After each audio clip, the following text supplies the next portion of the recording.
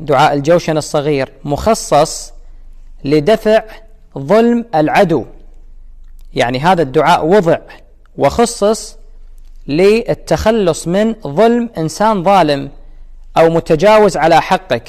ممكن هذا الظالم يكون مدير في العمل، ممكن يكون مسؤول كبير، ممكن يكون مثلا حاكم، وزير، غيره، ممكن يكون صديق عندك ظلمك في شيء، ممكن يكون الزوج ظالم زوجته، أحيانا بالعكس الزوجة ظالمة زوجها. أي واحد ظلمك وتجاوز على حقك ظلما وعدوانا، متجاوز على حقك ظلما وعدوانا، أفضل سلاح وأقوى سلاح الفتاك اللي تقدر تتخلص فيه من ظلم الظالم هو قراءة دعاء الجوشن الصغير. دعاء مجرب إخواني، أنا أخاف أقول كلام زايد ويطلع كأنه مبالغة، لكن والله مو مبالغة.